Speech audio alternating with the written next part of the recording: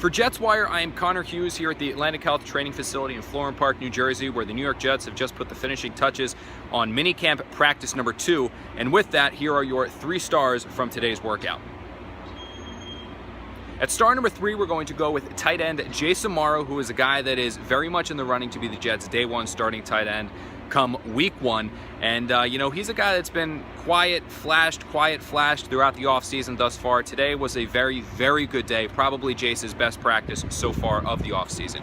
He made a couple plays. The one that really stands out was a diving, sliding catch up the seam during the Jets' 2-minute drill. Shortly after he made the grab, Jets wide receiver Brandon Marshall came running over from his wide receiver position, screaming, "There you go, Jace, there you go, Jace." That's a big boy play. So at star number 3 is tight end Jason Morrow. At star number 2, we are going to go with the Jets' undrafted rookie receiver, Jalen Marshall. Jalen is a guy who really, from OTAs and now going into minicamp, has simply looked like a guy that belongs on the field. He's versatile, as he's able to be used as both a returner and a receiver. He's fast, he runs nice routes, he's got solid hands. Again, he's a guy that just, really the only way to put it is he looks like he belongs.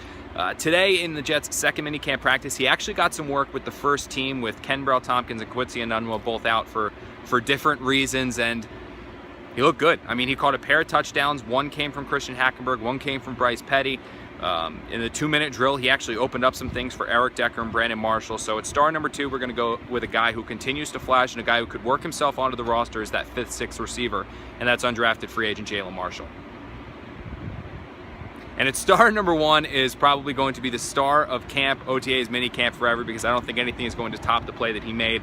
Big nose tackle Steve McClendon, the 300-plus pound big man, had an interception today. Geno Smith tried to get a ball there to, I believe it was Bilal Powell on like a middle screen or something like that.